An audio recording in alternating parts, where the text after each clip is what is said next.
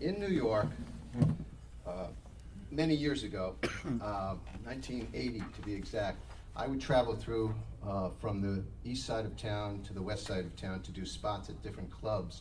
I was in all those comedy clubs in between the comedians, like Jerry Seinfeld and Bill Maher and Larry Miller, and had a wonderful time performing at these clubs for $5 a set. And a cheeseburger. Now, since I played at all three clubs, most of the people here that know me know that I would never give up a meal at one of the clubs. So I would collect 3 meals in one night from all 3 clubs. The Improv, Catch a Rising Star, and the comic strip. Dave knows. Dave would only play the comic strip that night, but I would try and make my rounds. And I would go on my bicycle with my guitar on my back and go from club to club that way. And I would go through Central Park, and I would see these carriage horses.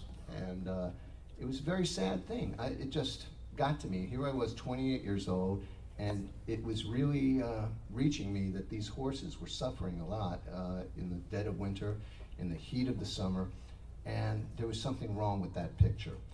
And many, many years later, many decades later, I met a lady named Elizabeth Farrell in New York who has an organization called the Coalition Against Carriage Horses, and I think that's the exact name of it.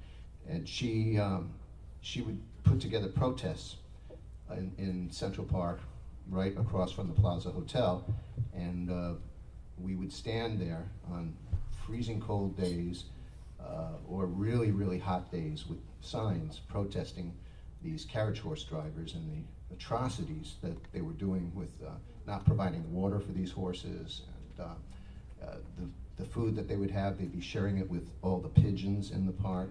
And it was just an awful thing. And the carriage horse drivers were not very kind to us, obviously, because we were threatening their job. So my wife and I would do these protests for years, literally for the last several years.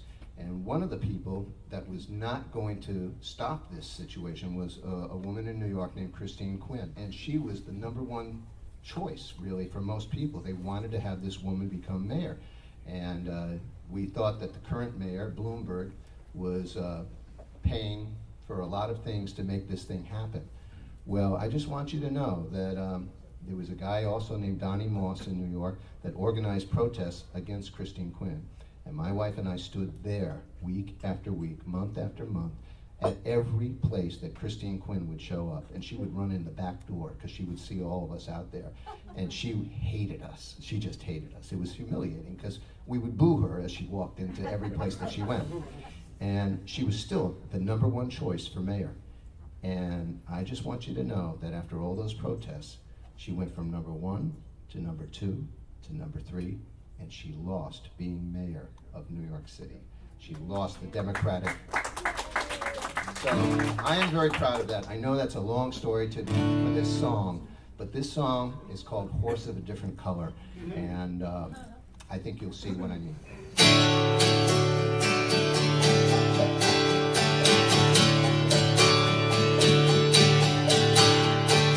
I pull a carriage all around Central Park, blinded by sunlight, shivering after dark,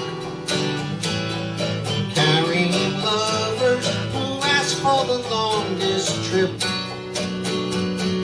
carrying children who hit me too hard with the whip.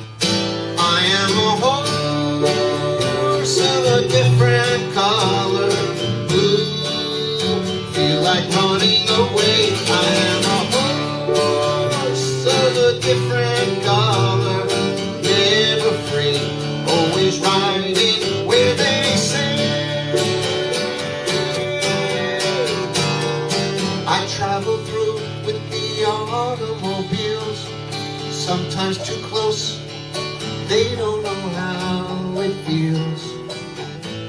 And taxis believe that the road is for them alone. Someday I hope to be traveling a road of my own.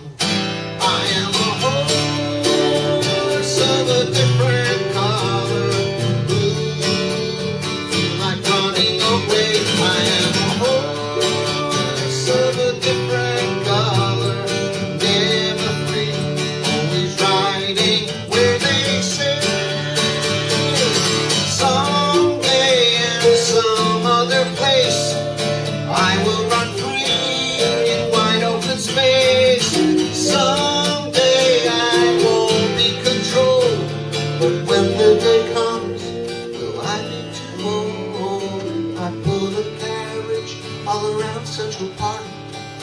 blinded by sunlight, shivering after dark,